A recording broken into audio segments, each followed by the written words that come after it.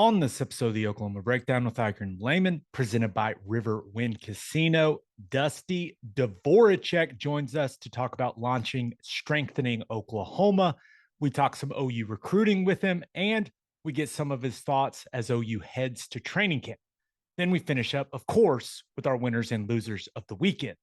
Please download and subscribe to the podcast, rate it 5 stars, and write us a good review. Follow the show on Twitter, Facebook, Instagram, and YouTube. Just search Oklahoma Breakdown on any of those, and you'll find us. All right. Our man Michael Hosty will kick this thing off. It's time for the Oklahoma Breakdown.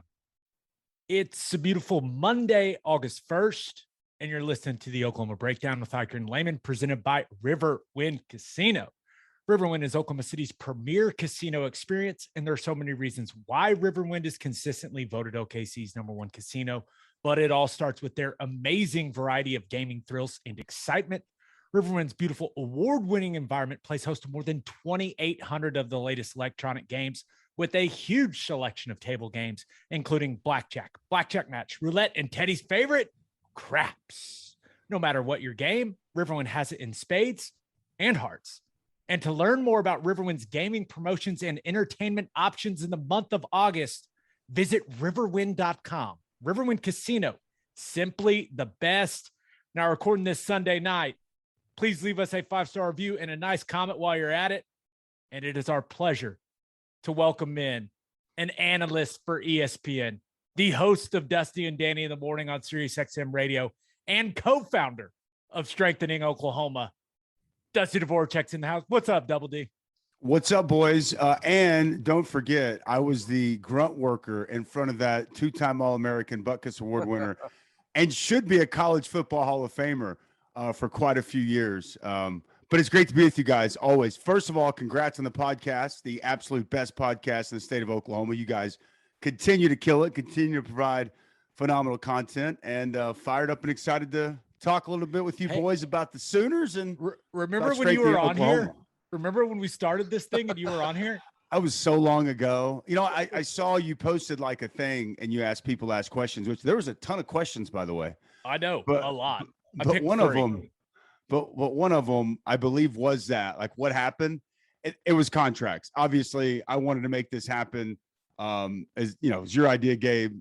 You asked me and Ted to be a part of it. Was fired up to. At the time, I had employers that are no longer my employers that felt, for whatever reason, I contractually could not be a part of this. So I obliged and I stepped aside. But man, you guys have taken this thing to heights I'm sure many people did not think were possible outside of yourself. So congrats to both you boys, and fired up I can just be a little piece of it here this week with you. It's been wild. What is it, Gabe? Is this 200? What episode is this? This is episode 236. Dang. Yeah, it's been cruising right along, man. And I'll say this, got 2 emails this morning from companies that want to sponsor it during football season. So still hot, baby. Good stuff. Hot, kind of like the Oklahoma Sooners and Brent Venables and his staff on the recruiting trail. Holy cow. What a segue. It's like you do this for a living. Do you okay, hey, do you want to talk OU stuff first, or do you want to talk Strengthening Oklahoma stuff first? You're the host of this show. You just tell me where to go. Let's get the Strengthening Oklahoma stuff out of the way first, because I got a feeling we can run pretty long on some of your thoughts right before the Sooners head to training camp. Okay. You and I are partners in Strengthening Oklahoma, right? Correct. And strengtheningok.com is live right now. Please go subscribe. Basically, this was kind of your idea initially. And so when you called me, what kind of inspired that call? Maybe that's the best place to start with this. Well, given that, we're all in this college football space and that we study it and we hear about it and we talk about it on various platforms all the time. You just kind of saw it was probably late January, early February. And there were, it seemed like NIL deals, collectives, as we've all become very familiar with, but different groups at different universities helping be able to create NIL opportunities for players, some on the up and up, some not so much. But there were all these different things established all over the country. And like, I'm seeing all these other guys in the media helping out their former alma maters. And I'm like, basically, what in the hell? Like, what's up? We got nothing going on here. And so that's when I came to you and I was like, man, look, we got to do something. I didn't know what that something was, but I want to do something. I don't just want to sit there and complain about it. I wanted to try to help and do something. And it didn't take me long for you to be right on board and really us to come together and say, all right, let's figure this thing out. So, basically we want to stick to what we know. And I don't know if we know it, but we've at least got experience in it in the media and in conducting interviews. And again, as I mentioned, podcasting. I mean, you started this from nothing, Gabe. I mean, you've become unbelievably well-versed in this podcast world. And I think I've been doing radio for now, as Ted and I started almost 12 years ago, I think it was, Ted, or about 11 years ago. Yep. When you and I kicked this thing off. So I just felt like, you know what, this is what we know. Let's keep it close to home and want to do something to help the program, want to do something to really try to help these players be able to profit off their name, image, likeness, and wanted to make sure that it was something that they're actually doing a job. They're providing a service to be compensated for, not just getting checks handed to them. And, so it's been a lengthy process. That was kind of the why. And why we settled on this company is because I truly believe it's a great way to link players and fans and, kind of be able to create, a bond between the two of them. And we feel that we can attain that by allowing our fans to ask questions to our players that they provide us the questions, and then we ask those questions on our podcast. So we selected 13 players, and those 13 players will be on a monthly rotation. So we'll be pumping out 3 and some weeks 4 podcasts every single month. So 13 podcasts a month that is going to roll. We've signed our players to 12-month contracts. So if you didn't get the question in 1 month, maybe you can get it next month. We're wanting to do some really cool, fun things, again, that really kind of bridges that gap between player and fan. Take the helmet off. And we're going to talk some ball, man. We're going to talk a lot of ball with these guys. So you're going to get to know them on a more personal level. And we're going to try to take you in the minds of them and help them explain maybe a play and why that play worked and the coaching that put them in the position to make that play, and then kind of what they're thinking about.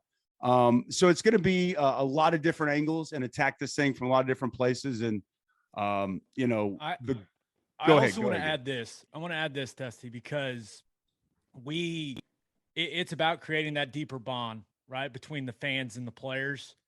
But I also think it's important. For me, I think it's important to make people more educated when it comes to football. I want to make these fans more educated on the game, and using an NIL opportunity for these players to do that. I think it's a great way of doing it.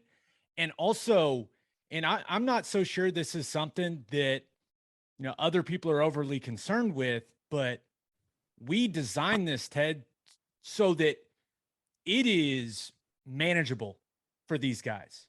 Yeah.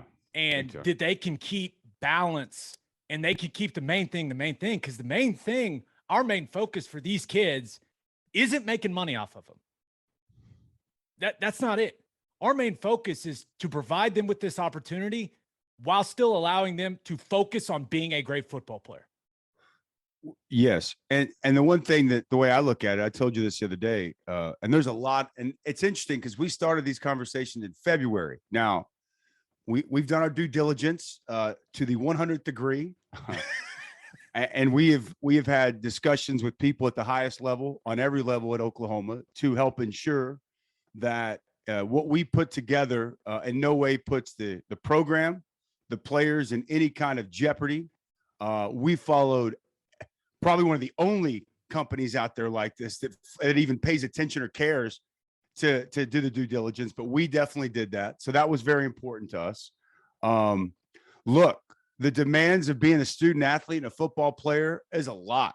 And the last thing I want to be is a deterrent from them to be able to keep the main thing, or focus on what's most important. Because what's most important isn't NIL. What's most important is working towards your degree. And what's most important is focusing and doing everything you possibly can to be the best football player that you can be. And if we can if we can find spots and we can, find ways to create a product that they can provide without really infringing upon those things, then that's what we're striving for. But so what you said is 100% spot on. And that's why when we built this, we're like, okay, like they have to work, right? They have to do a service, but how can we set this up to where it's not as taxing? And so since we came up with this, there's been a lot of other companies that have formed, and there's been a lot of stuff that's come out in this past week. And I'm not here to really talk or discuss anything about those companies. Sure, they're great people, and best of luck in their endeavors. But I do feel very confident in this. We care. Okay, we care about this company. We care about these players. We care about this program. And as Gabe said earlier, for us, I feel like there's companies that are trying to make money off players. We're trying to help players make money. I think there's a big difference there. Mm-hmm. And the other thing that we're really proud of is everybody's from Oklahoma. Like this is very local. This is from the web designers to Josh Smith, the former center at Oklahoma, our teammate, part of the national championship team, who's our attorney, who's put together every single contract we put in front of players or compliance or anybody, to Opolis, just go down the list. Everybody is Oklahoma based, and everybody has an investment in this state and in this program and in these players, and that means something to us. And we're really proud about that. And I don't want to give it up to ourselves. We'll see how it's received. We've worked quite frankly, we've worked our ass off to put out a phenomenal product, and I'm really proud about what people are going to get a chance to see tonight and starting tomorrow morning. And I will say, Ted, and then you can jump in with maybe any questions you have. We went out of our way for people to completely understand that this is not associated with OU in an official capacity. Right. Because that's still a rule. And there's a lot of other people that aren't paying attention to that rule. But the last thing anyone wants to do is to damage anything. Like, this is all trying to help the players and help the program and all of those things. The last thing you want to do is damage that. And not only that, we didn't want to damage our relationship with the university. So we made sure we talked to everyone we had to talk to make sure that we went about the right way. There's a reason the logo's black and white and doesn't have any red in it. It's because we met with the branding and licensing people. And they said, hey, we don't want to create any. We said, hey, we'll do what you want. We'll cooperate. You see other people, hey, they have pictures of guys in jerseys. And, the OU's stadium. OU's legal department is having to send cease and desist to these companies. So it's like, I'm not trying to make it sound like, hey, we did it right, they did it wrong. That's not what I'm just saying. We were given guidelines, and we could not have followed them any more closely than we did. There's a lot of yellow tape that comes with this. And we also know this about NIL. There's a massive gray area. It's like a sea of gray. And you can toe the line and you can live on the edge of those grays. We didn't want to do that. And there might be the NCAA or whoever might say something tomorrow that can totally upend everything that you've done. No question. And we know that, and we're comfortable with that, and we'll be able to adjust our team with whatever those are. And I think the other thing, again, like, this has become like our little baby, and we take a lot of pride in it, and we want to provide a great opportunity for these players and fans, and a great product for these fans to consume.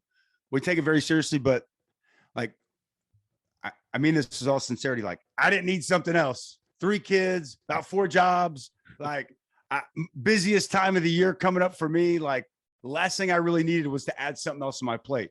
I think it goes without saying, Gabe doesn't need this. Okay. Like, he doesn't need this. So, like, again, we're going to take pride in it, and we're going to put out great content, and we're fired up and excited to get a chance to do that for as long as, depending on how it's received, for as long as we can. But this isn't some ploy or some scheme that we're trying to get rich. We genuinely have and are conducting ourselves with the absolute best intentions, but NIL's here to stay. I mean, it's here. It's a real part of it. And I think that Ted, you and I have talked about this for a long time. I've been a proponent of NIL for a long time. Do I agree with the way it's gone and the way everyone is conducting themselves? No, absolutely not. But do I think that it makes sense to have some form of NIL in collegiate sports? Absolutely. And if we can find that sweet spot to where we are operating fully within the guidelines and we are not in any way being taxing of these players' times, of their time, and still being able to generate that connection, educate fans, and put out a premium product, we're gonna continue to strive to do that. And that's why I think this thing is so well done, because you guys do understand that aspect of it. You know, I think a lot of folks that are putting these NILs together are going to only be thinking about revenue producing. How can we get more? How can we do more? And as we all know, that's going to require more and more from the players, right? And here's the thing. The more you win, the better you are at football, the more people are going to want to hear from you. It takes care of itself, right? People don't want to hear about you because anything else other than what your skills on the football field are. Like, well, that's it. That's why they care about you. And there's a fine balance with this thing in my mind, because between the fans and the players, because if you're really overextending these guys and they go out on a Saturday and they play bad, I mean, the first thing they're going to do is say, well, it's because he's doing all that NIL stuff. Right. I mean, he's doing this and that and this and that. And so that's one of our main things. And that was one of the first things Dusty said, is we can't make these guys do all kinds of crazy stuff. We can't, we know what we're good at. We know how to execute it. And so we kind of put our heads together and said, okay, what is manageable to where the fan feels like they're getting value out of it, where they're learning not only about the players, but learning some football in the process, while also, I don't want to say making it easy, but making it very manageable on the guys. I think something else that's interesting, and this hasn't been as much of a deal at Oklahoma yet, but it's just like NIL, it's here to stay, as a transfer portal. I think one of the problems with the transfer portal, like, the great thing about college football is you've had players that come in and spend 4 or 5 years there, and you watch them come in as a freshman, whenever, you know, they're not much of a player, skinny little kid out of high school, and they develop into a man, into a football player, and you're with them throughout that journey. Well, transfer portal, that's not happening as much, right? Guys are playing early and then out. Guys are transferring in as juniors or seniors, playing 1 year and then gone. This is a great way to where you can get that fan connection. You don't lose it. Like, that's one of the things that worries me about the transfer portal in college football, is the fans losing the connection with their guys, their team. 100%. And that's all part of this. That's all part of what we're hopeful, that connection that this creates. And you're right. It's hard for me to keep up with players on a roster throughout the course of a season, let alone fans. So, and this is what we get paid to do for a living. So, no, it's 100% right, Ted. And it's very well said. And again, I just want to reinforce, and the Oklahoma Sooner fan base is second to none. Okay. They're as passionate and care as much about this program as any fan base in college football. And there's a lot of stuff being thrown at them. And I will never tell anybody, especially, I mean, I don't want to make it seem like, hey, come spend your money over here with us on what we have going. I just think that everybody should educate themselves, including on what we're trying to do. And that's what we're trying to do, is help educate people on our product and just NIL in general. Know where your money's going. Okay. Know also with these, you know, how much is going to the players, because I can assure you, none of these are 100% going to the players. So where's that money going? Where are these businesses from? Who's the actual face in front of these businesses that your hard-earned money is going to their pockets? You should care about that. You should want to know about that, because we are the face, and we are here to answer questions, and we do care. And so I just, and, you know, just so everyone knows, nobody, regardless of what they post or what they have, is directly affiliated with the University of Oklahoma in NIL? Nobody. So again, it's very easy to get confused. Some of this stuff's confusing. I get confused. And even when there's, I mean, and that's, once again, it's supposed to be against the rules, right? You're not supposed to create that confusion to where it looks like it's officially associated with the university, but it is what it is. It's how everyone says it, right? With Texas A&M, they say they funded that, but we know that that's not how it goes down. And I'll just say, we're going to continue to operate the way we've been operating, right? And we haven't lived in the gray. We've stayed out of that, and I'm very proud that we've done it that way. I really like, no matter how this ends up going. Now, I hope we can, supply the fans with a lot of great content, make these kids some money in the process, and create that bond that we want to create. But no matter how it goes, like I feel good about it, knowing the way we went about building it. Like I really do. So, I mean, I can kind of live with the result. We're 100%. We did everything the right way. We poured a lot of time, a lot of effort, a lot of creative juices, and I'm very, very proud of what we put out there. We'll see how it's received, but yeah, I'm going to lay my head down at night knowing that we try to make an impact and give back and do something that kind of hits that sweet spot. It's good for the fan base, who's been great to us. It's good for the program, which I think goes without saying what it's done for all three of us. But it is not officially associated with the program in any way. Correct. And it's good for the players, and that's kind of where that sweet spot that we really wanted to hit. So I want to say this too. I'm not saying you can't find it anywhere. I think you'd be hard pressed to find some of the content that we're going to be able to provide anywhere else, and that excites me. And having already conducted one round of interviews with our team, there's some awesome young men on this football team. Awesome. Like it's been like a treat for me, like to kind of be around these guys a little bit and talk with them and get to know them some, and listen to what they have to say about football and Schmitty. And we got some great Schmitty stories already, but then also just, some of these guys are deep thinkers.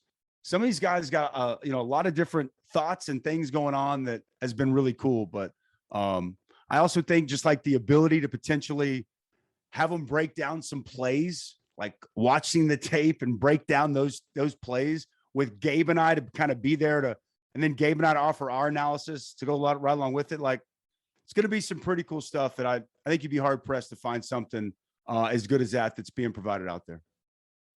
Well, let me ask you guys this. Yeah. Go ahead, Gabe. I was just going to say also the 13 guys that we've got, I mean, they're all going to be significant contributors on the field, right? You look, Billy Bowman, Ethan Downs, Jaleel Farouk, Reggie Grimes, Key Lawrence, Marvin Mims, Jalen Redmond, Drake Stoops, Danny Stutzman, Woody Washington, Theo Weiss, Deshaun White, and Braden Willis. That's the list right there. We chose these guys for a reason, right? Now, Dylan Gabriel said no, and that was that. He said no. It's fine. Didn't hurt our feelings. We said, hey, man. He's got a I lot love of things. Dylan. Yeah, I love Dylan. Listen, any of these guys could have said no, and it's completely fine with us. And I think Dylan Gabriel is a phenomenal young man. I love him to death. I think he's going to ball out this year. And if this wasn't right for him, then that's perfectly fine. So, but there was not many that said no, and there was a lot that said yes. And I'm really excited. So it's been fun, man. It's been a lot of work, but it's been fun. So for the people listening, like what's the next step for them? How do they get involved? How do they become a part of this? Yeah. So go to strengtheningok.com. Now, it may take a couple times to spell strengthening correctly. We are fully aware that it is not the easiest word in the English language to spell. Actually, Dusty, when he tweeted out that we had taken the website live, actually spelled strengthening wrong in the tweet. So Gabe called me. He's like, hey man, you misspelled strengthening. And I was like, God, I hate social media. I'm looking at it right now on the rundown that Gabe emailed me. and I know it's spelled right, but there's something in my brain that is like, is that a word? Is that right? So type It's it a weird, slowly. it's weird spelling. Yeah, type it slowly, strengtheningok.com. And, there's different tiers. You get different things with different tiers, but with every tier, you're going to get the content. You're going to get the interviews with the players. Each guy's doing one in-depth, full length. We're aiming for kind of 30 minutes or so, and then adding Dusty and I's analysis on the back end of that. So there's going to be quite a bit of content, and it's going to be fun, man. But yeah, we've, hopefully people are signing up as we're recording this, but yeah, strengtheningok.com and choose the tier that's right for you. Yeah, absolutely. All right. Enough about us. Let's talk about what people really came to hear about. Okay. But first, the only place to stop when you're road tripping is Love's Travel Stops. Love's has over 600 locations in 41 states, offering 24-hour access to clean and safe places. Whatever your road trip needs are, Love's has it. Fuel, fresh food, all the snacks and drinks, including my favorite, Java Amore. That coffee is fantastic. Wow. People love that. Yeah, people love that one, Dusty. That's new. That wasn't around when you were on. Amore. Love's Wow. also Sang it once, and now he has to every time. I sang it once, and the people really enjoyed it, and I'm stuck. I'm stuck doing it. But hey, I enjoy it now, and I feel like I'm getting better too. Love's also has you covered if you forget your phone charger or headphones. They've expanded their mobile to go zone so you can grab any of that stuff there. Make sure you download the Love's Connect app for exclusive offers from today's most popular brands. The Love's Connect app also includes a route planner and store locator. When you see that red neon heart on the highway, stop in and say hi at Love's Travel Stops. For a full list of what Love's has to offer, visit loves.com. So, Opolis Clothing. Oh, go ahead, Dusty. No, you go. Opolis Clothing is the exclusive home for all of our Oklahoma Breakdown merchandise. If you want to live your life in buttery soft comfort, go to opolisclothing.com. OPOLIS clothing.com. Use promo code TED, TED, for 10% off your entire order. Still get a discount on all the OU and OKC gear as well. That's opolisclothing.com. Use promo code TED for 10% off. Buttery soft and 10% off. And make sure you send your kids to Bishop McGinnis Catholic High School. Bishop McGinnis Catholic High School has a long tradition of educational excellence. With a 12-to-1 student-to-teacher ratio, no student is overlooked. Bishop McGinnis's college prep curriculum offers 22 AP courses. There are numerous clubs and organizations for students to join. And as a proud member of the OSSAA, there are 14 sports offered. If you want to provide the best possible educational, spiritual development for your children, contact Bishop McGinnis Catholic High School or visit bmchs.org. Financial aid is available. We're going to talk some Sooners football, boys? And in a second, hang on. I want to further some of your great sponsors. Number one, I told you this the other day, Gabe. My wife, unless we have to, she is mandated in the state of Oklahoma that we stop at Love's, because she says by far and away the most cleanly bathrooms anywhere. And she is a bit of a clean freak in that regard. So she thinks Love's, and she's right, is the absolute best. So shout out to the family, doing a great job, obviously providing stellar facilities, which is very big in the Dvoracek household.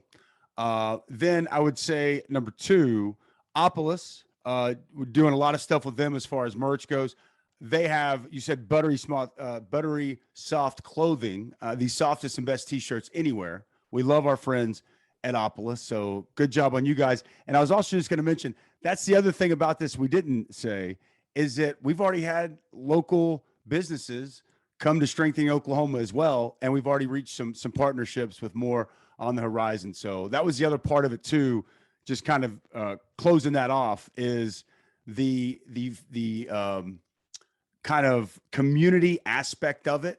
Right. Has been unbelievable. Yeah. And the way it's been received. So same with you guys at Oklahoma Breakdown. We've had a very similar response here early on with Strengthening Oklahoma. So shout out to all the great local business owners that really do such an awesome job in the state and help promote and provide opportunities and platforms for knuckleheads like us. Yeah. And just kind of that local flavor, that's been very important to Ted and I on here. And it's going to be very important to Dusty and I on Strengthening Oklahoma. And yeah, you just look at everyone that worked on building that. I mean, Dusty and I live here. High Five Media is based in Oklahoma City. They built the website. Opolis Clothing is going to do the merchandise. They're based in Oklahoma City. I mean, Muse Growth Strategies, who's helping us do with the digital marketing stuff to try to get the message out. They're based in Oklahoma City and Norman. And then, our first corporate sponsor, I don't know if that's the best way to put it. I guess that's the best way to put it, is House Smith's Restaurant Group. So, I mean, it's, once again, not only do we think it's important to, let fans learn more about these kids, but it's also, we think we can help them, meet some pretty influential people around here and maybe set them up for success after they're done playing, or maybe create some other NIL opportunities through the relationships they gain through this. I don't know. We'll see where it goes. Maybe I'm thinking a little too down the road, but I don't know. I'm starting to feel like a father figure in this whole thing. Dusty and I are we feel that sense of responsibility. When you sign these kids, you're responsible for them now, right? You've got to send them off into the world, Gabe. What I will say, and not to really go here, but what I cannot commit to is what Coach Harbaugh was committing to with some of his players. I've got 3 of my own children. I'm not going to be able to bring in any potential children. So I will just say that we are. That's where the line is. We're committed to trying to do what we can in this space, but there is a line. Yeah. Okay. You guys want to talk recruiting? Yeah, let's talk recruiting. Yeah. Because I think we all saw Smoking Party in the Palace this weekend. And before we get into some of the players that were there, the red on red alternates that they were rocking in the photo shoot. What do we think? Ted, that was a strong reaction. Your body, you just had a convulsion. Are you okay? No, I looked for them. I couldn't find them. What? Yeah. You can't find these pictures that are everywhere? What do you mean you couldn't find them? Well, I don't know. Maybe I looked in the wrong place, obviously. You sound so Oklahoma, old right now. Oklahoma football Twitter, Ted. They're plastered everywhere. Okay. Well, whenever I saw it on the rundown, I searched Oklahoma alternate uniforms and I didn't find anything. This is from Jackson Arnold's Twitter. Okay. They're all red. Yeah. I'll be completely honest. If you would have said to me, what do you think of red on red? I'd have probably been like, if I'm being completely honest, I thought they looked pretty good. I'm not going to lie. I thought it was a good look. I don't know if it's something I would ever want to see a major in, but I think that a mix up, I would be okay with it. I'll be honest, I thought it looked pretty good. So I can't say that I think it was the greatest thing I've ever seen in my lifetime, but I thought it was a solid, good, clean look. And if they break that out for a game or something next year, I'm sure it'll be well received. The players seem to love it. So I think that's probably of the most importance. But I give it I'm going to say I give it an 8.5. How about that? 8.5. That's pretty good though. 8.5 on an alternate. Yeah. I'll go 8.5. Oh, ooh, that's a deep sigh. Ted's I just, let it out, big guy. It's okay. Be honest. How do you feel? Yeah. Tell us your feelings. Safe space. I think it looks like Indiana or Arkansas. I think our uniform separates us. And as soon as you see it, it's Oklahoma. I don't know why you would ever stray from that. You know what I'm saying? It looks good. I'm not saying it doesn't look good, but I don't know what it accomplishes. Dude, if that makes any sense. Recruiting tool, right? Hey, if they want to take recruiting pictures in them, you give them whatever alternates they want. But there you go. That's a good point. Give out the black uniforms, the gray, however you want to do it. I'm such a fan of the traditional uniform that I guess I'm old school. I don't get excited by any of the change-ups, I don't think. Okay, so now if we're comparing that to the traditional, there's not a comparison. Okay, right? I didn't think, because that's a 10, a freaking 10, right? I'm just saying that because some alternates I don't like. I'll be honest with you. And I looked at that and I didn't say, man, I don't like that. I was like, oh, well, this is just the bring the wood alternates though, right? Isn't that all it is? But it doesn't have the wood grain and all that. I don't. It does on the shoulder. Oh, it does. Yeah. Oh, so that's what that is. Okay. It's got it on the shoulder, and then they have the helmets sitting in the back that I think are the. Is it the wood grain helmets? I think so. Okay. I could be wrong about that though, Gabe. I think you're right. Right? They Yeah. don't have another alternate other than this. No. Bring the wood, right? Right. And it's because it's got that white. The reason I first thought about it is because it's got that white collar, Right. like to bring the wood. But So I just want to say this real quick. You realize, that Indiana and Oklahoma have an unbelievably similar uniform, right? yes. Like all the time. Like, Well, but they have red pants though, right? That they wear sometimes. sometimes, yes, but not all the time. I've done some Indiana games, and I can assure you they were not Right. red pants in the games that I've done. And Right. they look eerily similar to Oklahoma already. So And the logo, not too far off either, right? Oh, what is it? The I and the U are kind Yeah. of wrapped together. Yeah. Well, they look fine. I sound like a cranky old man. A little That's bit. it. no, That's you it. don't. It's okay. It's all right. We're not here. I mean, we spent way too much time on the uniforms because more importantly, and why I've been, I don't ever really get into recruiting. I do want to say this though. Okay. It's been, and I know Ted's has gotten way more into the weeds than I have. I've just been viewing from afar, so to speak. I try not to get too wrapped up on social media into what national college football people have to say about Oklahoma. Because for whatever reason, Oklahoma and their fan base has become a punching bag nationwide. Okay. I've talked about this many a times on my radio show. I don't know how many people get a chance to listen. You can on Sirius XM ESPNU, channel 84, 6 to 9 Central Time. Nice. With Danny Cannell. But it has been fascinating for me to watch just kind of the commentary since December, January to now. I don't know exactly where it comes from. Like this notion that, and Oklahoma, the previous coach at Oklahoma is a very good football coach. He's a very good recruiter, very good offensive mind. USC got a really good coach. They just upgraded in Los Angeles. I think those are all facts. I think it's also a fact that Oklahoma upgraded too. And what's wrong with saying that? Okay. And it's not because I'm a homer. Okay. It's because it's the truth. Okay.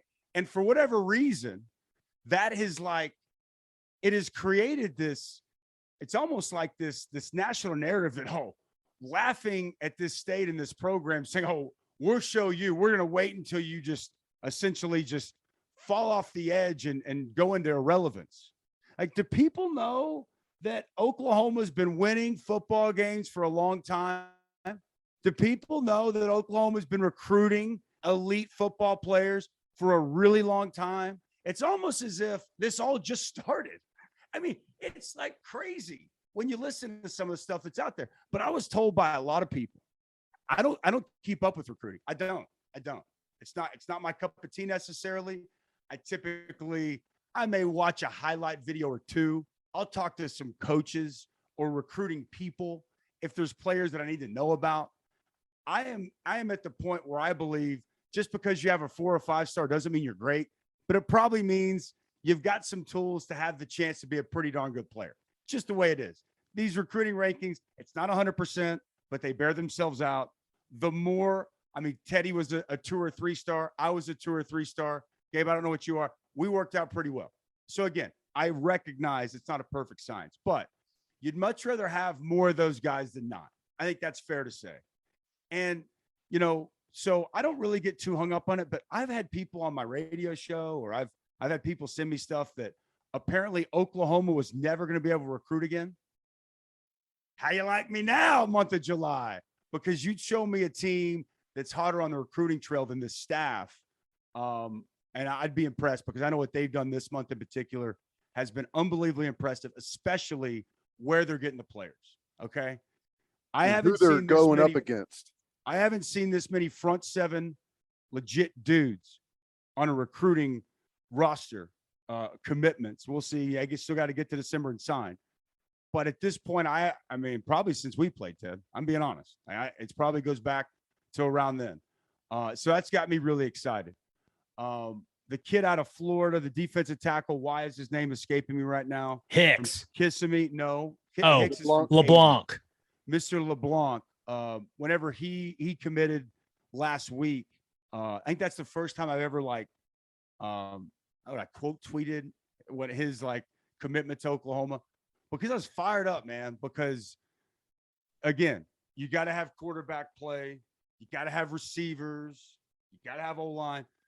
But the one thing that I think is tried and true, championship football teams can flat out get after it up front on the defensive line.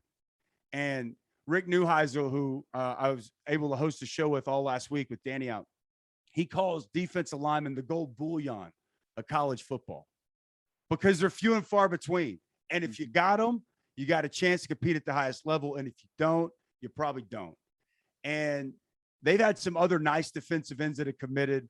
But whenever he committed last week, I think I quote tweeted his tweet and it got me fired up. And then Mr. Hicks comes in this weekend, who's the number one defensive tackle in the country. And he is the real deal based off everyone that I've talked to. Tommy Harris type of comparison, Tommy Harris type of talent. And then the kid Vasic I think it's Colton Vasic from Austin, who was here this weekend as well. I know they think he might wind up being potentially the best edge rusher out of this class. So both these guys here this weekend, I haven't seen anything official, but I know they feel very, very, very good about where they sit with them. And if they can get those guys in the boat as well, you start to look at this from a linebacker, defensive end, defensive tackle perspective. Whew, it will quickly start to look like the type of defenses that Coach Venables had here at one point and the type of defenses he had at Clemson for about a decade. Yeah. Now, I think ultimately, and this has proven true over the history of college football, other than a handful of exceptions, that he will be able to recruit better at Oklahoma than he did at Clemson. I mean, Ahead of him right now. Yeah, ahead of him right now. Like Clemson, you go back, they won the championship in 16, and I don't think they ever had before that a class that was ranked higher than 9 nationally. And, since then they've had a couple of times they had top 5 classes, but I mean, it's not traditionally what you may think it is, but Oklahoma traditionally has been able to do that. So plus you combine that with a possible, or not possible, but move to the SEC that's coming soon. Things are good now and they got a chance to get even better.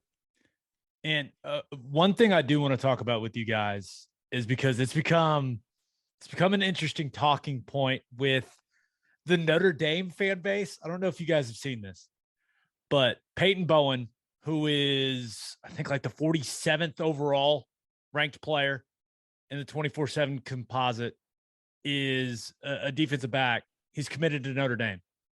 He was in Norman this weekend on a visit.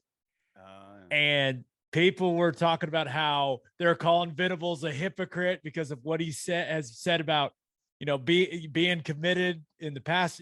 Everyone's seen that clip. Certainly all OU fans have seen it. But do they not realize what he was saying? This is like the exact thing he was talking about. Because remember, he's like, I don't want you to commit unless OU's for you and you don't want to go anywhere else. That's not where the Bowen kid's at, right? He's still looking. So I don't know why people, especially Notre Dame fans, have been like, oh, Britt Venables is a hypocrite. He says one thing and does another. And there's been all kinds of articles written about it. It's ridiculous. It's not different than pretty much everything else that happens in college football. Most people have no idea what the hell they're talking about. That's just, you can pretty much sum it up to that. They don't have any idea what they're talking about, because essentially all it does is prove what Venables is saying. I mean, like you said, Gabe, this proves his point. Never did he say that they're not open to hosting kids that are committed to other schools. I mean, that's not anything that he ever said. He simply said, if you're not ready to commit, don't commit. That's it. Plain and simple. If you're Had not Notre ready to Dame- commit to Oklahoma, Right. don't commit to Oklahoma. And go take your trips. That's it. So just chalk it up to ignorance. No question. I listen to what the man says. And one thing that I've known to be true for 20 years, he follows through with what he says. I mean, you can take and twist his words and read into them however you want. But to your point, listen to what the man said and hasn't deviated from that one iota since he's taken the job. And he's not going to. There's not going to be an, oh, I gotcha moment with Coach V. And it's funny because everyone told whenever he said that, it was going to be this, like he just in one statement killed OU recruiting. They will never be able to get a commitment from anyone, anywhere, ever. It's dead. There were national people that were like, Oklahoma will never have another top 25 recruiting class. Again, like it's over. Shut the doors, burn it down. In the program, it's like, what's going on here? Like, what's happening? Anyway, they're doing well. And I think, though, it's because the dude's genuine. He's passionate. He's genuine. His staff is the exact same way. And I think one thing that, it's kind of refreshing because so much has turned into NIL. So much has turned into monetarily, what can you do for me? Or what can you do for my child? Right. I think one thing that they've really tried to hammer home is this holistic approach. And we're going to develop you to be a great football player. But I think they've really, because it's genuine, they want to help develop quality human beings. And I think that if you ever listen to their pitch, or if you're ever around them when they're around recruits and families, they're selling that more than anything else. And I think that there's still a lot of families out there and there's still a lot of young men out there that's what they want, that they want to be developed in every sense of the word as a player and as a person. And that's one thing that gets me excited and makes me so, fired up about this new regime, because that's what they're committed to doing. And like I said, when Coach V says he's going to do something, he's going to do it to the fullest extent. Dusty, before we get to the Call Your Shot where people send in questions for you, OU reports Thursday. I believe first practice on Friday. I mean, camp's here. Football season is here. Let's go. So as they head to camp, like when you think about the team as a whole, like what are the biggest question marks heading into camp for you? Well, I mean, I'll just tell you going in, I feel really good about this team considering the amount of turnover they've had, right? Like, I mean, not a lot of places can have gone through the loss to the NFL, the loss to the portal at the level of player that they were losing, and you still come back and you say, I think they're going to win the conference. I mean, there's just not a lot of programs out there that can do that, because that's my expectation. I expect them to win the Big 12 this season. I don't think it's going to be perfect. There's going to be some, I don't want to say problems, but there's going to be some landmines somewhere. It's going to be a pothole here or there. I think Nebraska's fascinating week 3.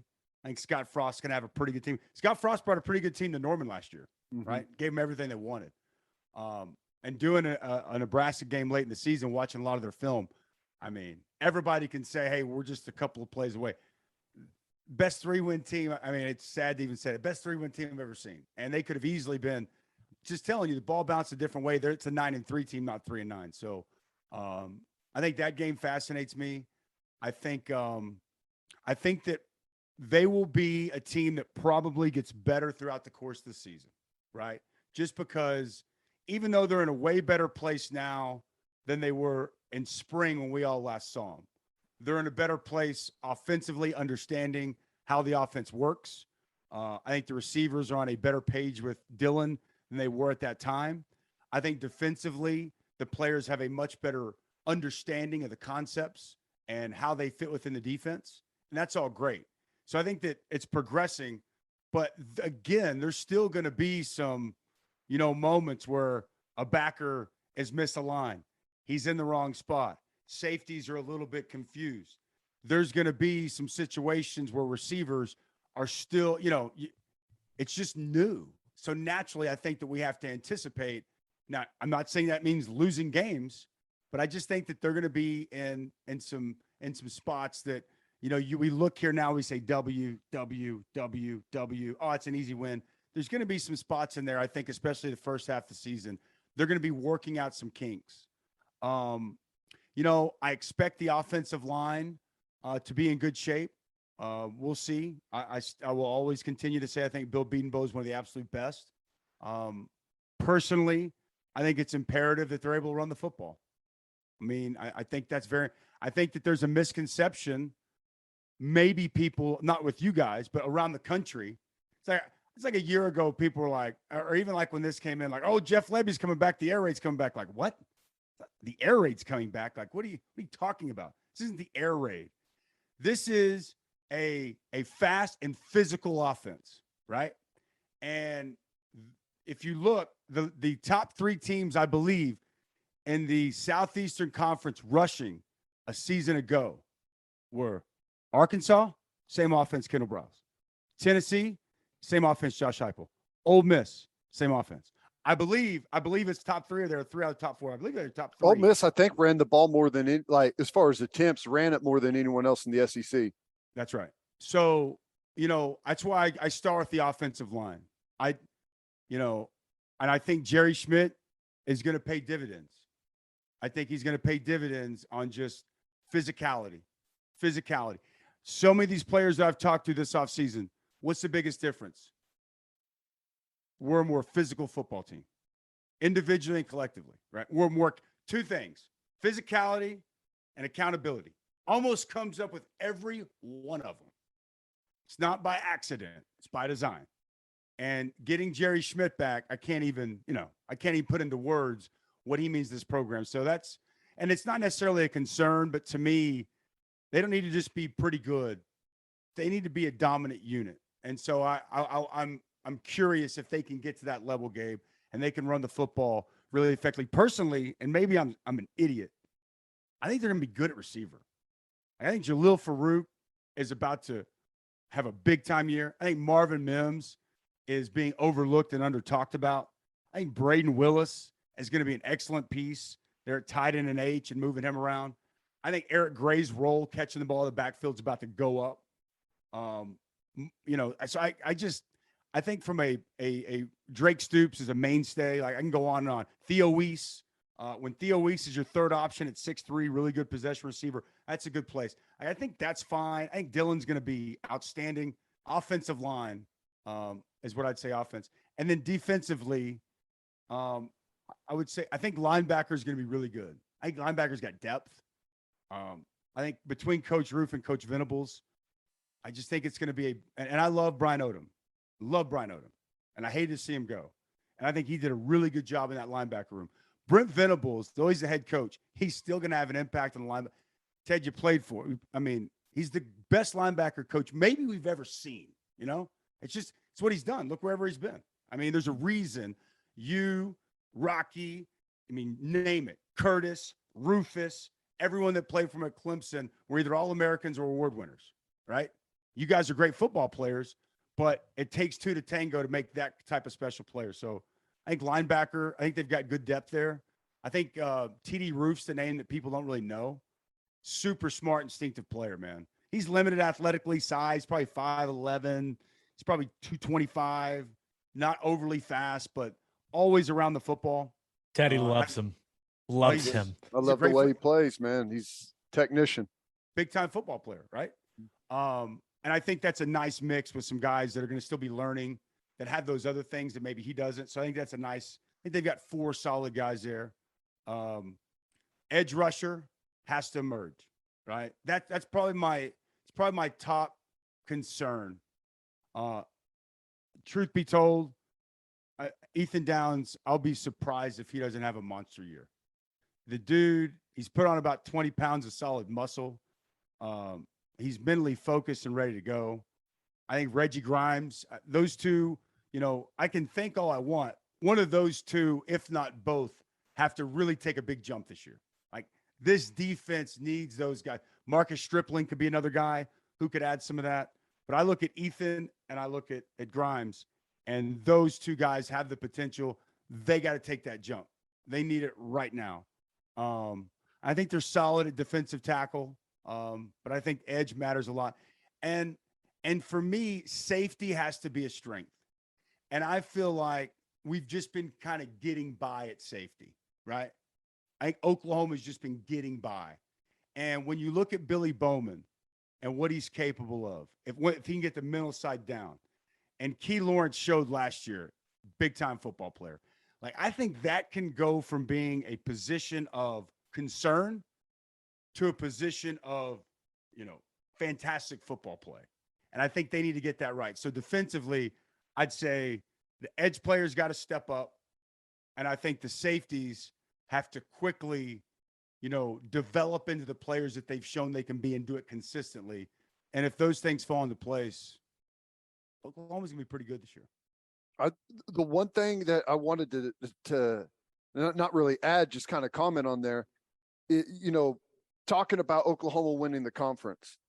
And there's so many people out there, like you said, whenever you look at what they lost, the production they lost either to the NFL or to the transfer portal, and, with the new coach coming in, there's all these questions. I just kind of laugh at that, because when you look at the Big 12, well, even throw Nebraska in there. Nebraska, new quarterback, new coordinator. TCU, new offense, new coach. Texas Tech, new offense, new coach. Texas, new quarterback. Baylor, new quarterback. Kansas State, new quarterback. Like, college football, everyone is constantly in transition. And I just think it's hilarious whenever they pick the team that has been the best historically throughout those transitions and say, you're not going to be any good. Of all these other people that are going through the same things, you're the one that's not going to be any good. I just find it shockingly, it's just, I don't know. It's weird. It's beyond weird. And again, USC is going to be a lot better. They're going to be better. I heard a stat on Friday, though, from the end of the year last year, okay, 54 players from their roster are no longer there. 54. But that's just all fine, right? Like, they have the 5th best odds to win the national title, and I believe it came out they've been the number 1 team bet on. By the way, I've thrown this out there on just about every platform I can. I'll look right in this thing. I will take any and all bets for USC to win the national championship. Don't give that money to Vegas. Bring it right here. I'm looking to retire quickly. And I think USC is going to be really good. Might win the Pac-12. I'm sorry. I will take any bet that says they win the national championship. And that's no disrespect to anybody at all. They're just not there. They're not going to be there. So that's kind of, I kind of find it funny that people, to your point, Ted, Oklahoma's done.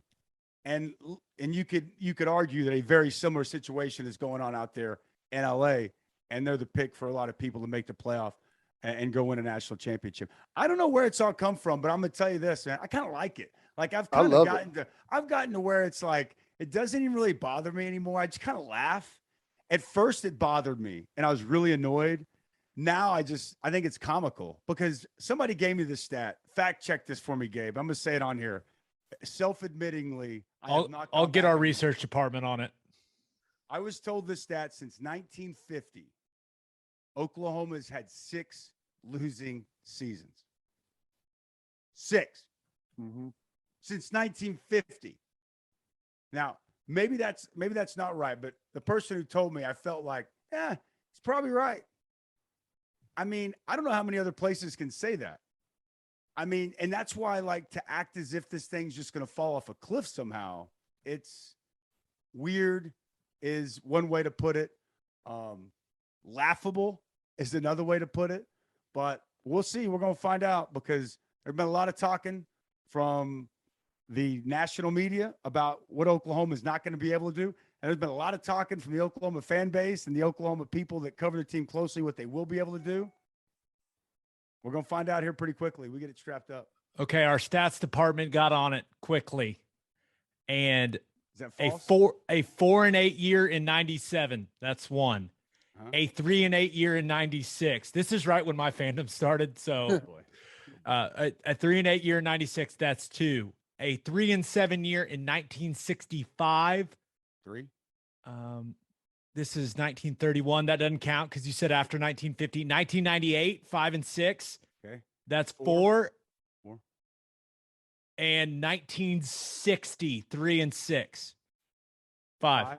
So it's 5. 96. 5? Yeah, because 94, and I'm looking at Sports Reference, 6 and 6 in 94. So not a losing season. Okay. 5, Teddy Lehman. 5 losing seasons in 71 years of football. Yeah, and 4 of them came in a 4-year span in the 90s, right? Four of them came from I think I went to my first game in 95. I went through a lot of pain as a child, guys. Why'd you do that to the Oklahoma program, Gabe? Gosh, I ruined it. I showed up and we just started sucking, apparently. But okay, that era was important. That's how we got Bob Stoops. That's a good point.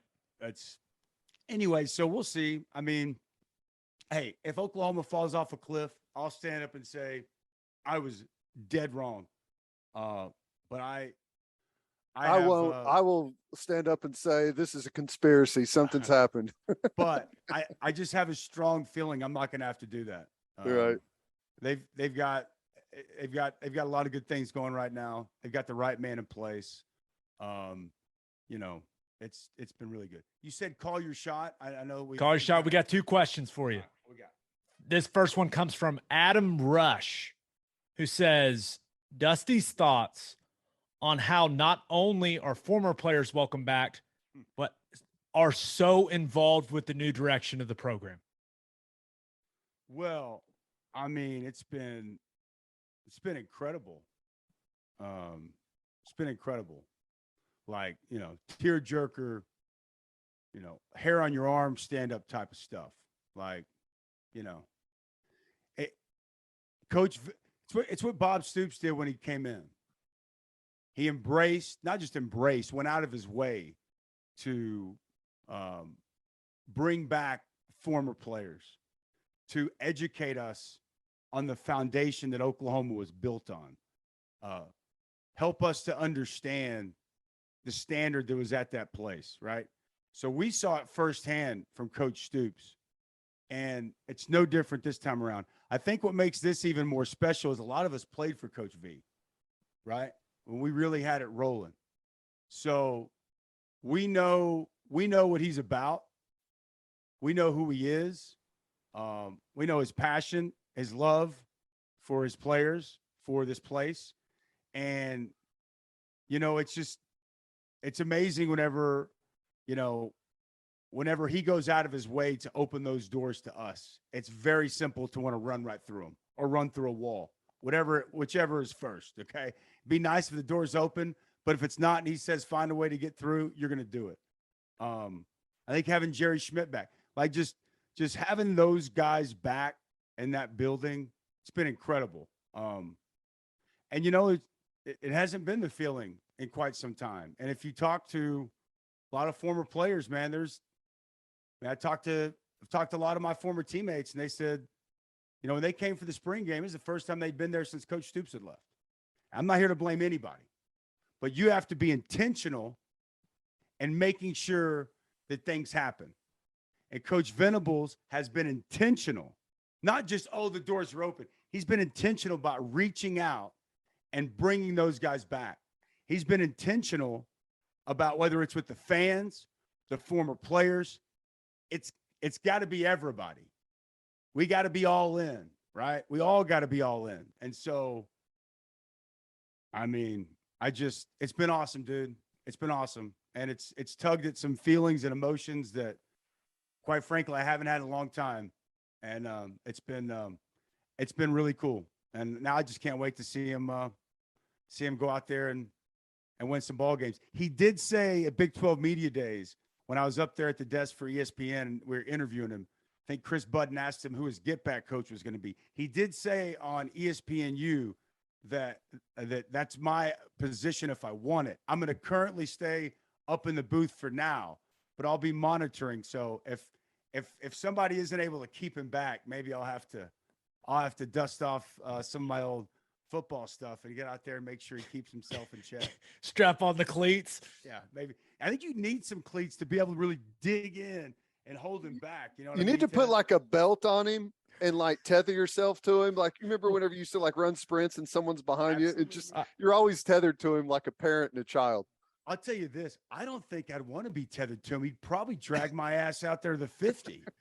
It'd be a long day. Dude, it'd be a long day. Have you ever noticed like his calves, for a guy as slender as he is, he's still got some big legs on him, man. I bet he Well, he played at like 240. Yeah. At K-State. But I'm just saying now he's so leaned up, you know. I mean, he's so lean, but his legs are still calves and thighs, man. He probably yanked me around. What else you got, Gabe? All right, last question for you, and we'll let you get out of here, man. This comes from Ghost of Brecken 44, which I believe, is that a Brecken Hager reference? I think so. Which is incredible. Been buried at the in Jerry's World, I think. Texas awesome. linebacker or a defensive end, right? Yeah. He says, what does Dusty see/like about Todd Bates? Well, recruiter, first and foremost. He's an elite recruiter.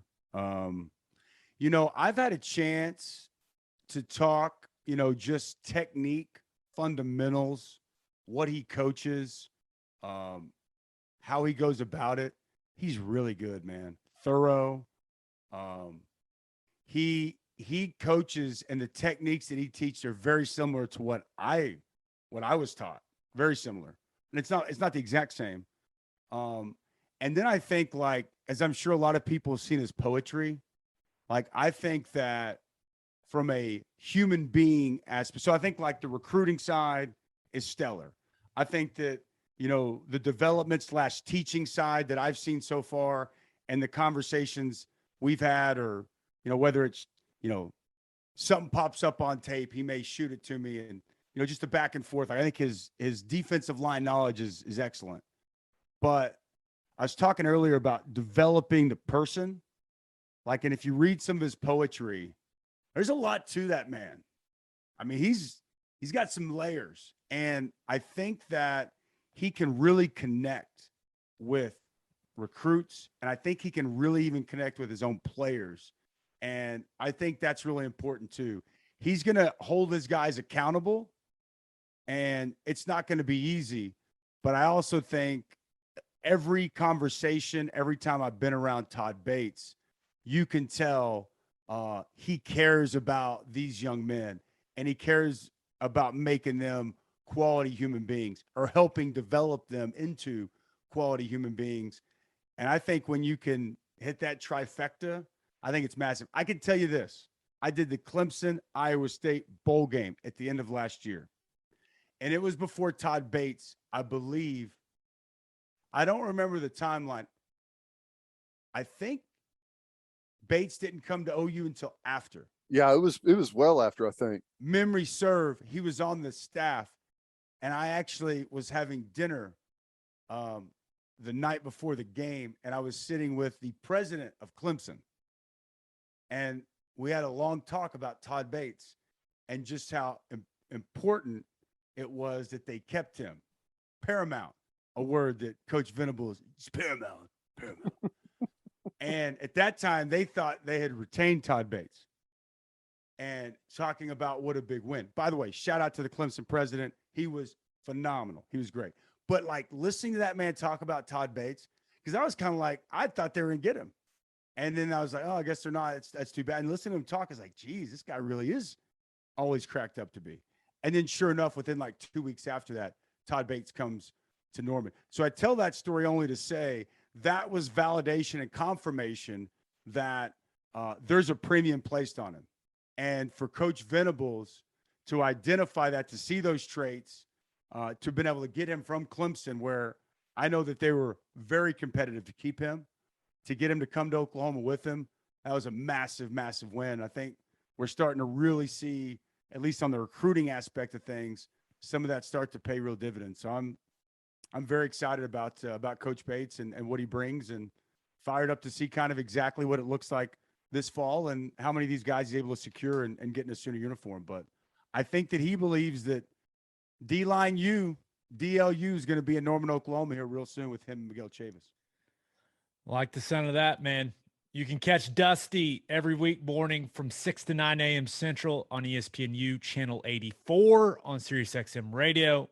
You'll catch him on ESPN broadcast during football season. And now you can see him break it down on strengtheningok.com. Double D, always a pleasure. One more selfish plug, and I'm leaving you, I promise. A, thanks for having me on, boys. B, I want to see this logo all over the state of Oklahoma, everywhere, whether it's hats or whether it's our stickers that we're going to have on the back of cars. I want to see this all over this. I challenge you, Sooner Nation. I challenge you to sign up, help us grow, strengthening Oklahoma, help us make an impact in our team, these players' lives. And I want to see where the most creative place that this logo can go. I want to see different pictures tweeted. I want to see, who knows, there's going to be some giveaways, but let's grow this thing together and let's get this logo of Strengthening Oklahoma all over this great state. Quite the salesman. Hey, Dusty, can you spell strengthening? Remember Latimer or Yeah. Was it Adidas or was it Mac? Alvin Mac. You see that? It says Adidas. I taught him that. Gabe will teach me later how to spell strengthening. Don't put me on the spot, Tedro. All right, D. Thanks, man. All right, boys. See you later. Always fun catching up with him. Good stuff. The dude is connected, knows what he's talking about, and sometimes it's just fun to sit back and hear what he has to say. Always good stuff, man. I'll say this. He always has a lot to say. Every time I talk to him about it, really about anything, but certainly about OU football, he's got a lot to say. But like you said, just like you, he's got some great relationships with the new staff, and that staff has gone out of their way to make us former players, and some of them were your teammates, but to make us former players feel very, very welcome. Yeah. Well, there's no doubt. I think it's important. And, you've heard Venables say kind of the same thing, and it ties into former players being around, and it ties into recruiting a little bit more locally when possible. They want people in and around the program that have a heavy, heavy vested interest in how it's represented and how well it does. And that's why you want all those guys around as much as possible. There's no doubt. Oh, you thought we were going to skip birthday shout outs? Silly you. Happy 2nd birthday to Oscar Ray Cook. Happy 8th birthday to Parker Bayless. Happy 13th birthday to George Bam Bam Sutton. Happy 25th birthday to John Kentowski. Nice. Happy 29th birthday to Devin Gilmore. Happy 30th birthday to Dominic Farron. Happy 37th birthday to Don Wynn. Happy 39th birthday to Jason Langan. Happy 43rd birthday to Phil Payne. Happy 45th birthday to Jamal Frisbee. And happy birthday to David Parks. All right, let's finish up with our winners and losers of the weekend. But first, it's time to get back out on the golf course, people, and there's nothing better to drink on the course than the #1 seltzer in golf, Clubby Seltzers. Clubby Seltzers is an Oklahoma company that is already winning national awards because their product is delicious. It tastes exactly like a club special, but it's a seltzer. They're not just for golf course. They're not just for the golf course either. They're perfect to drink by the pool, after mowing the lawn, whatever. If you haven't tried Clubby Seltzers, go grab some. You won't regret it. And the variety pack is out. To find a place near you that has Clubbies, visit clubbyseltzers.com. And attention business owners, you need Insurica in your life. Insurica is one of the country's largest insurance brokers with 30 offices throughout Oklahoma, Texas, and the Southwest. Insurica is able to customize programs by accessing the latest information from many insurance carriers. They compare and contrast coverage offerings and pricing in order to design a cost-effective, comprehensive program to meet your business's specific needs. Insurica's clients become best-in-class businesses by working with Insurica's team of advisors to manage risk. Purchasing insurance is only one way to protect your business. Best-in-class businesses win by avoiding a loss in the first place. If your business partners with Insurica, you'll save huge amounts of money and take back control of your total cost of risk. I'm an Insurica client and you should be too. If your business wants to be best in class, connect with Insurica at insurica.com. That's INSURICA.com.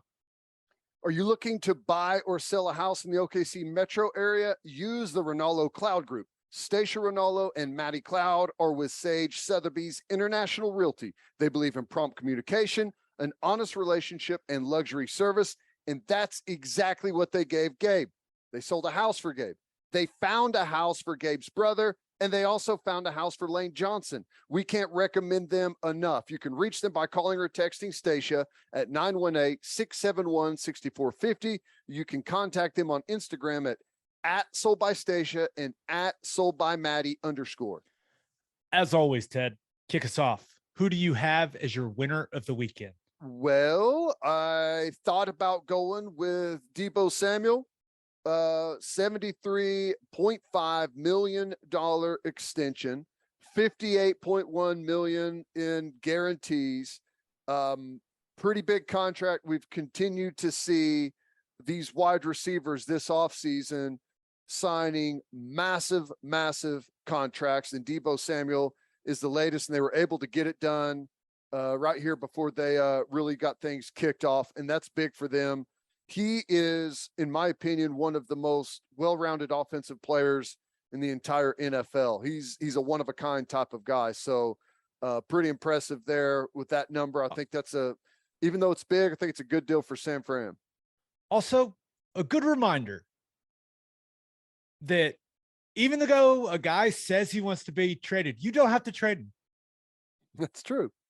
And that's true. If you're willing to give him a ton of money, he may change his mind.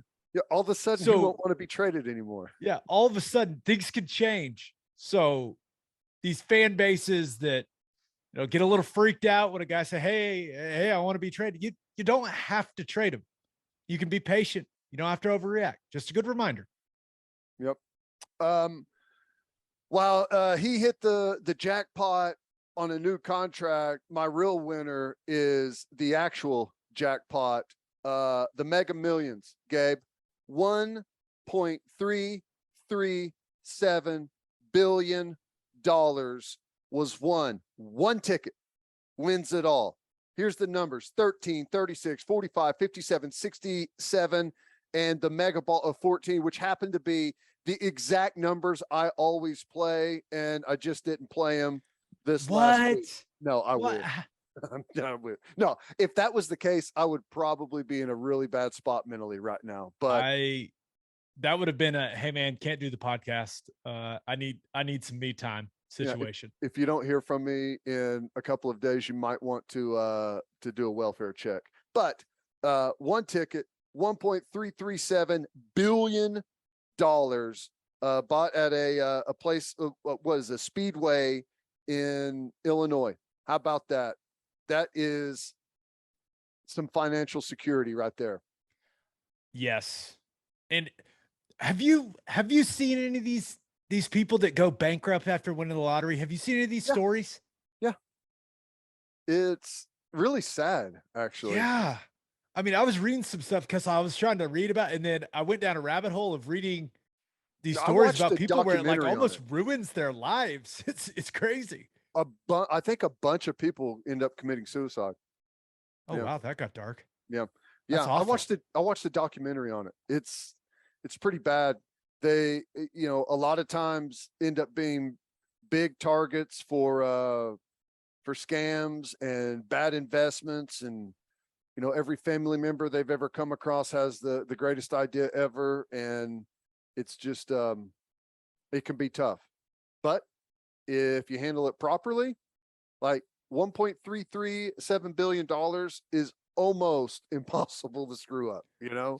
But the taxes. Oh man. Yeah. Did you see the thing? So I saw there was a person that won the big one, right? Mhm. But then the Mega Millions also said that there was the jackpot winner, but there were 26 tickets that matched the 5 white balls. Yeah. So they all won, I think, $1 million. $1,000,000. Yeah. Yep. That wouldn't suck either. No, if you got the 5 tickets without getting the mega ball, you got $1,000,000, which is awesome. But a far cry from $1.33 billion. Correct. Crazy. I would take either, preferably the 1.3 bill, but I'd take the million. Oh, it's hard to even fathom how quickly, like I think, and I haven't read on this one, but I feel like the last time someone won $1 billion, like as soon as they turned in the numbers, before they like make the full transfer and everything, I think they gave them like a quick little like $40 million. And it's like, oh my God, like just like that amount of money. It's crazy to think about that. You're not even $40 million isn't even touching the surface of what you're about to get. Okay. This is a pretty generic question. It's not very original, but you win that. What's the first thing you're buying? I honestly, I don't know. I really don't know. I think I would get a new car. I drive a 2014. It's a nice car, but I think, and I really like my car, and it's an actual car, not an SUV. That surprises a lot of people. I don't know. I kind of just like cars, you know? Yeah. But yeah, I think I would upgrade the car. Splurge you can do. Like you can go do that like in one day. Everything else requires like a lot of work. But within a quick amount of time, I would like to acquire a set of homes in different areas of the country that I'm in a constant rotation between. I like that. Like vacation home type of situations. That's a good use. And real estate. It's a good investment. Real estate. Yep. Smart guy. See, you wouldn't go bankrupt. Look at you. I don't know. I am I can spend money with the best of them, man. I can spend money with the best of them. All right, we'll just leave it there. Who do you have as your loser of the week? I had to go with Lincoln Riley. And you know, it's interesting. I think a lot of things are going really well for USC right now. They are getting a lot of attention. They're getting a lot of notoriety out there. And that's advertising that you can't even put a price tag on, right? But we heard, like talking with Dusty earlier, they're the team right now that is getting the most bets to win a national championship. They've got the 4th or 5th best odds per Vegas. You know, there's a lot of talk about how good they're going to be. And there was this LA Times article that came out by, I think you pronounce it Plaschke, Bill Plaschke. Yeah, the guy, he used to be on Pardon the Interruption. What's the one where they hit the buzzer with Tony Reale? Oh yeah, it's God, what's it called? They get points. Yeah, Around the Horn. Yeah, nailed it. Here's the opening. Here's the way it starts off. They have a millionaire coach who lives in a mansion. They have a charismatic quarterback with a huddle full of endorsements. They're loaded with high-priced free agents who came here for a chance to reap the rewards of Hollywood. To nobody's surprise, they've become Los Angeles' most popular professional football team. Rich, rollicking, and seemingly headed this winter for SoFi Stadium stardom. The Rams? Nope. The Chargers? Think again. It's the USC Trojans, college football's merry band of opportunists who head into this season with the stars in their eyes and a target on their back.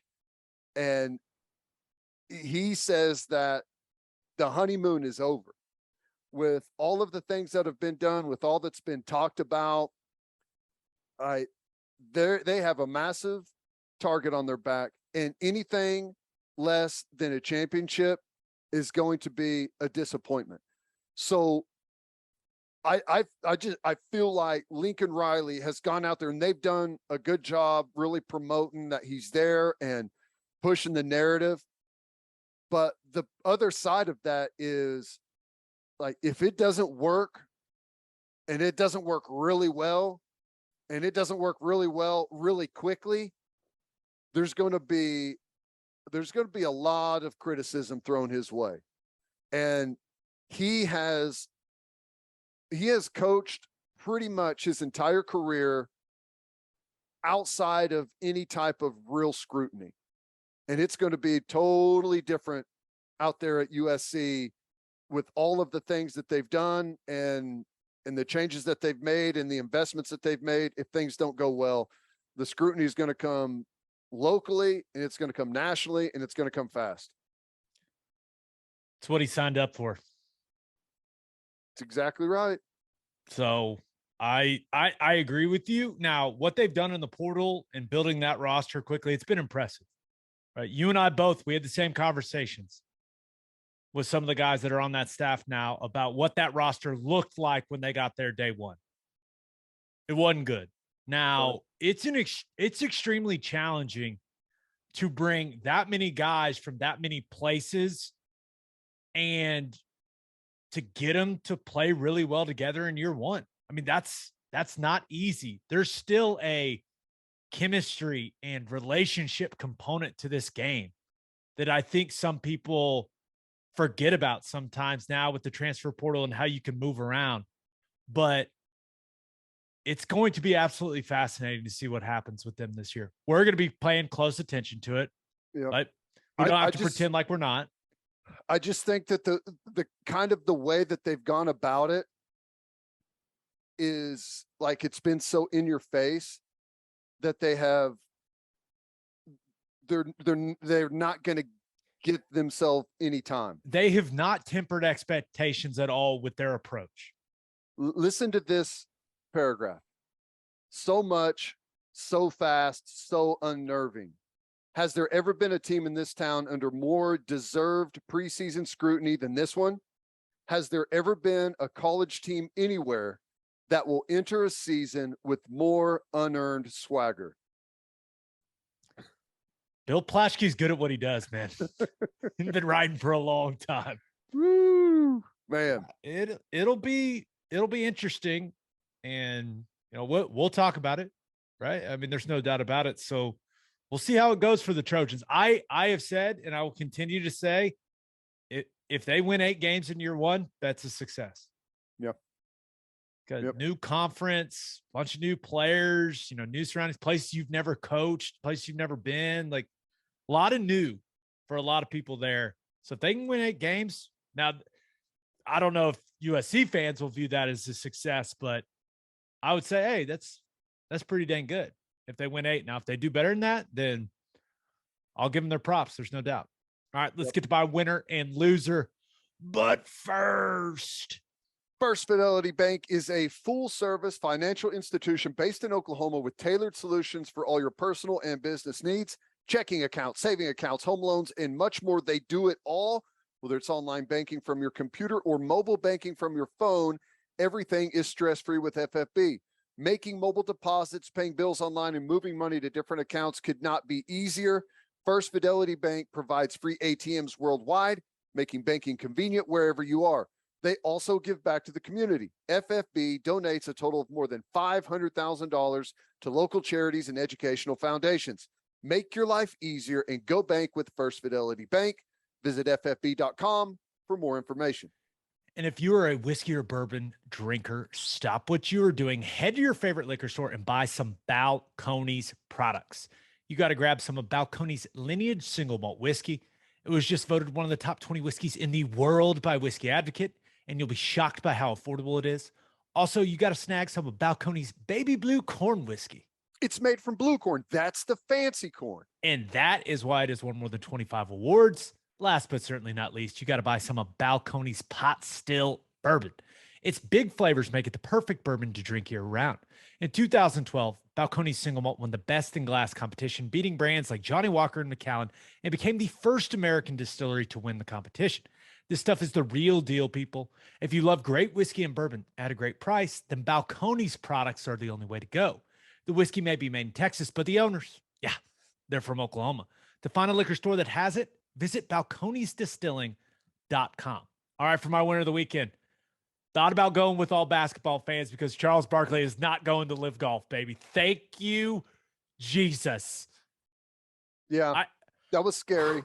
It was scary. I thought something was going to happen to Inside the NBA. It's the best studio show on television. I was nervous, but he said they're through. It ain't happening. Said he's going to retire at Turner. Thank God. Probably just gave him possibly a little bit of bargaining power with Turner, and I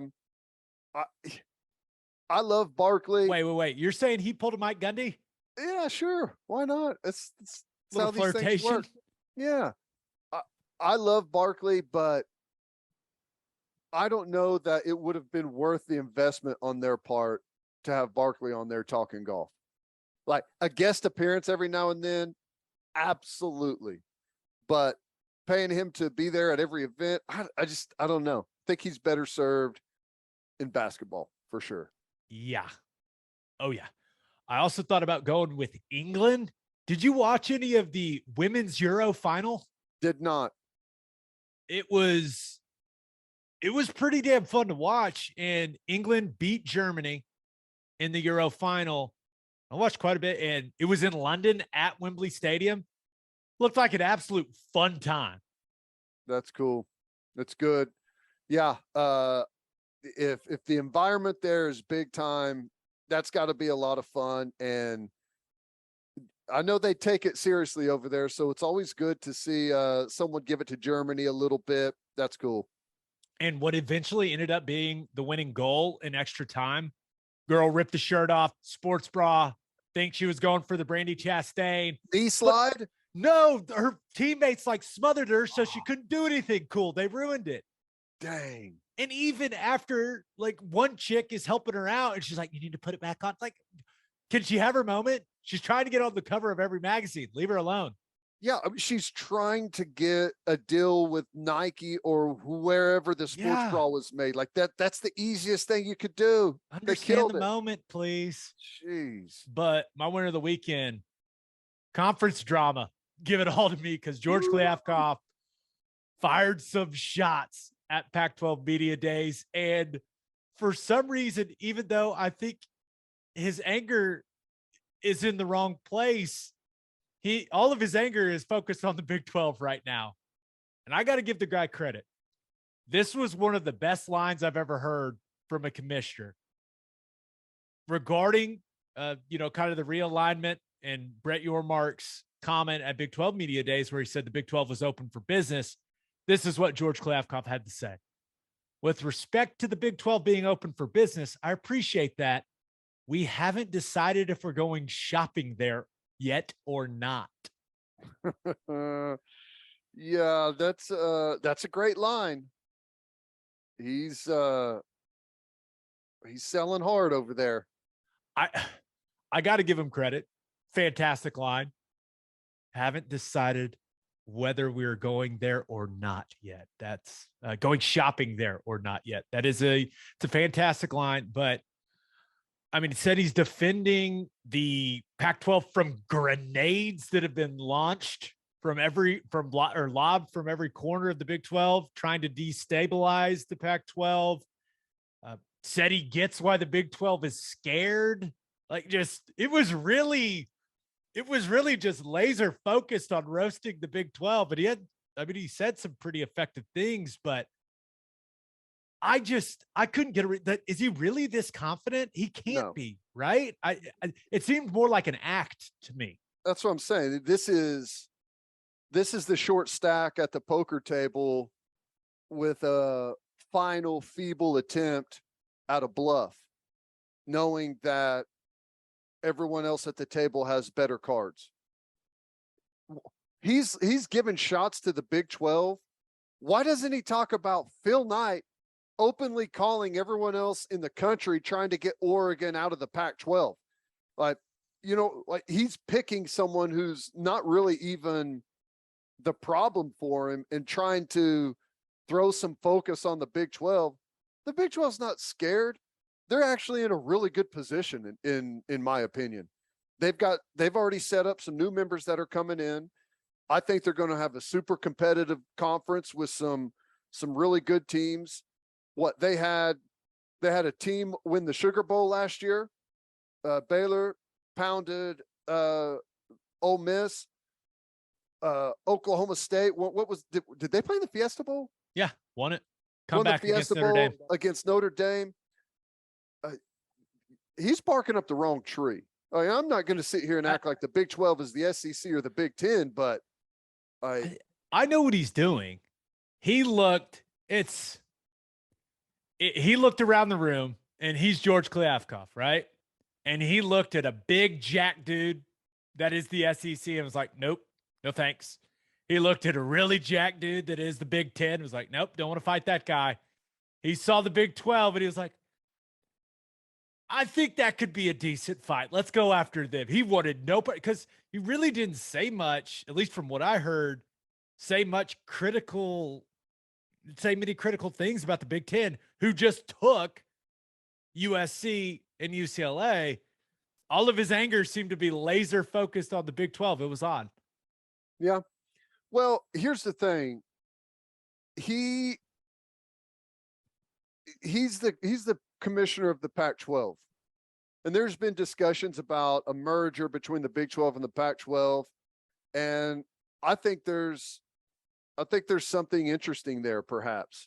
You know, depending on what else might happen. But he's not going to lobby for something that really leaves him jobless. You know what I'm saying? It's like I'm not going to enter into something that is probably going to make what I do and what we have here non-existent. Yeah. So I get why he had to, what he did, but it was hyper aggressive, man. It was pretty interesting. Also, just one other Pac-12 thing. Did you see that story in the LA Times that I guess last year, Pac-12 presidents, athletic directors talking about expansion, and the USC president, you know, I can't remember when she took over, but she was new, was the one that kind of said, I don't know, let's shut that down. We're good. And then they end up leaving. I found that rather interesting. That's pretty juicy, man. Yeah, it is. I would like to know what the expansion talk was. Like who they were talking about expanding with. You know what I'm saying? Like, who were they targeting? Was it shut down because they were targeting Oklahoma? And we're also targeting Oklahoma's coach? That's where I didn't know if it was like the expansion. Was it, was it in reaction to OU in Texas leaving? That's what I understood, but I wasn't entirely, or no. I don't know, because that doesn't make sense. It had to have been before, right? Who knows?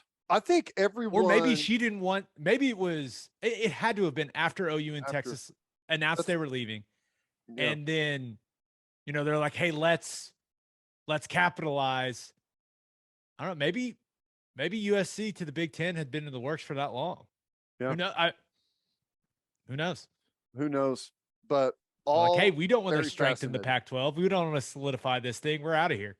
I hope someday there's some type of documentary or something that these people are everyone that is in these positions of knowing these backroom deals and conversations, like how it all played out, who's been talking to who, like what those meetings were like, how contentious were they, what was being said behind closed doors. That would all be fascinating. I told Joe Castiglione that if he doesn't write a book about the COVID year, everything he dealt with through that, and then the decision to take OU to the SEC, if he doesn't write that book, I'm going to be really pissed. because that would be fascinating. It would be great.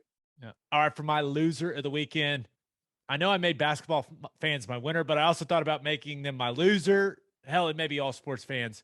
Lost a legend, Bill Russell.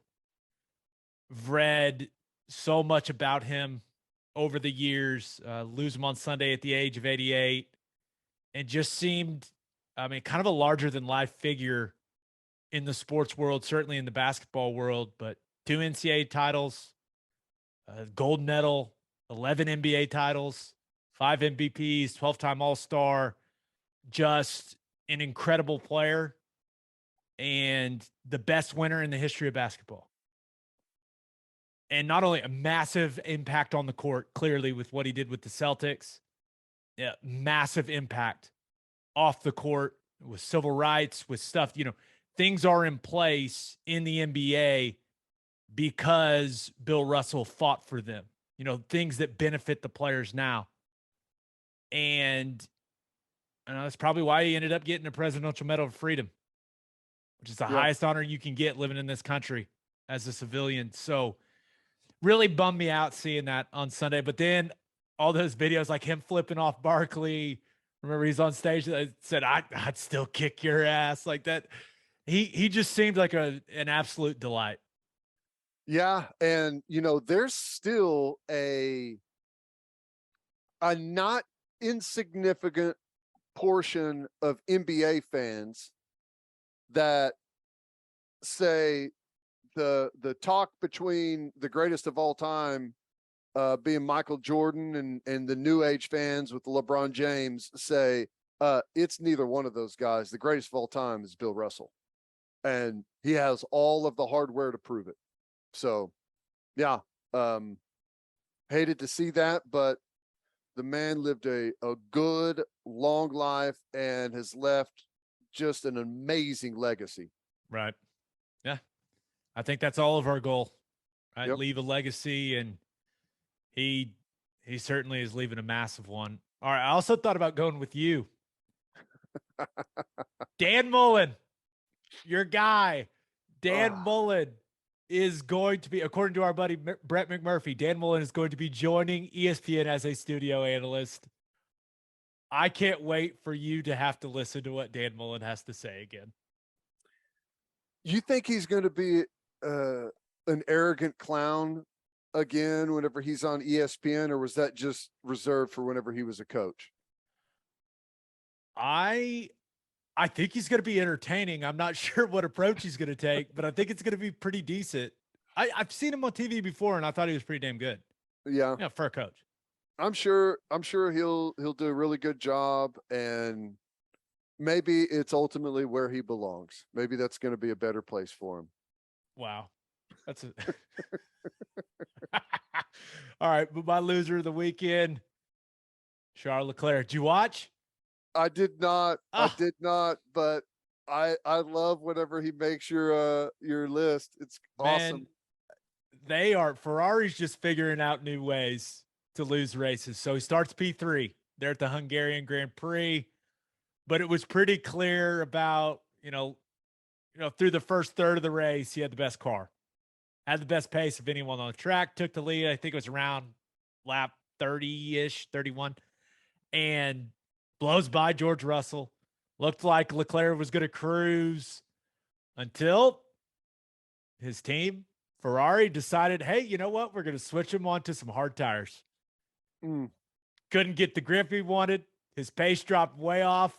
He called the hard tires shit on the radio, which, reminder, Charles Leclerc's radio is the best part about a Formula One broadcast. It is the gift that keeps on giving. But it seemed, and I'm not an expert, but just from what I was hearing from the announcers and what I was reading after the race, it seemed like that decision from his team essentially lost him the race. And he's had the best pace of anyone this year. And they figured out so many different ways to lose. Somehow he's still second in the driver's standing, even though he's had one podium in the last 8 races, Ted. Everything, like his engine's blown up. He's had He's made some mistakes. Now his team has made mistakes. Like, it's just everything that can go wrong has gone wrong for Charles Leclerc. Why did they move to hard tires if he still was clocking the best lap speed? I don't know. And everyone that went to hards appeared to immediately regret their decision. It was a little wet. I don't know. I was confused because he was just cruising. I was like, well, and this was just me being, a novice observer of the sport. I was like, why would they change anything? He's faster than everyone else. What are they doing? And I don't know. Strategy, Ted. Strategy. There's your answer. Did they say that they went to a firmer polymer rolling unit instead of hard tires? But you'll love this. They spell tire with a Y. Yeah. Which is sweet. It actually is sweet. I kind of wish we spelled tire with a Y. Yeah, that is good. It gives it a little, it sounds a little tougher, doesn't it? A little spicier, right? Like tire. Makes me say it like that instead of tire. It's tire. Which is dumb. It almost looks like a name of a fighter or something. Yeah. Oh yeah. But guess who won? Oh yeah. Well, it has to be. It's either Hamilton or Verstappen.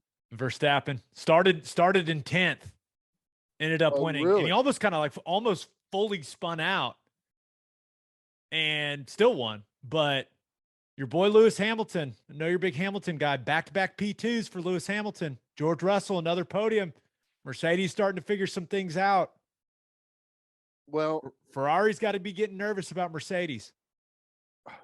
Well, yeah, just stop screwing things up. Like, they don't have a car problem. They have a pit management problem. You know when coaches, or just, I guess any coach in general, say things like, it's not OU versus Alabama. It's OU versus OU.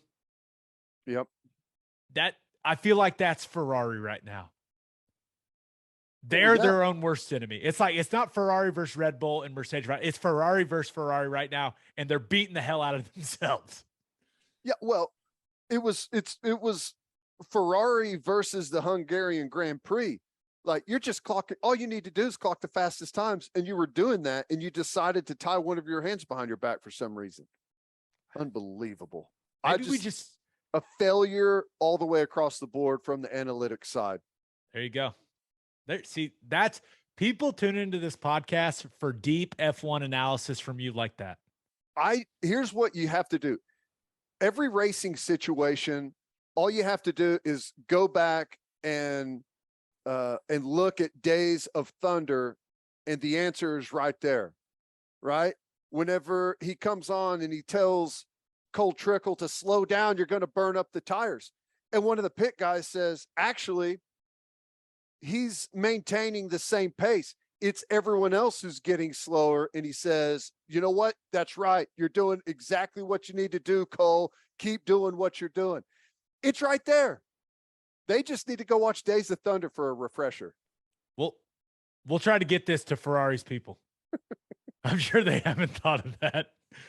But hey, it'll sadden you to know that next F1 race, not till August 28th. Summer break. It's got to be coming to Austin soon, right? Summer break in Formula One. Yeah.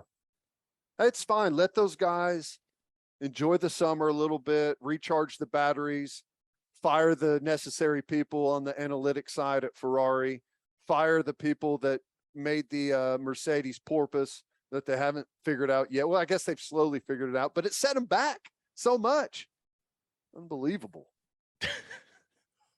On that note, episode 236 in the books.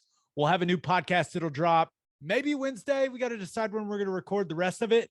Maybe Thursday morning. We'll figure that out. But West Virginia head football coach Neil Brown, we've got, I think, almost a 50-minute interview with him. And it's more of just about being a college football coach and everything you got to deal with now. It's awesome. It's great. A bunch of great information in there. That's one great thing. The second great thing is we pulled him away from his team and preparation for 50 full minutes. So that's big. We gained ground on West Virginia. Yeah, we're just doing our duty for the program. Just a reminder, you can hear Teddy from 3 to 6 on 94.7 The Ref. You can hear me on SiriusXM Big 12 Radio, channel 375. Hope you all have a great week. Until next time, we appreciate y'all for listening, and do what you always do, Oklahoma. Take care of each other.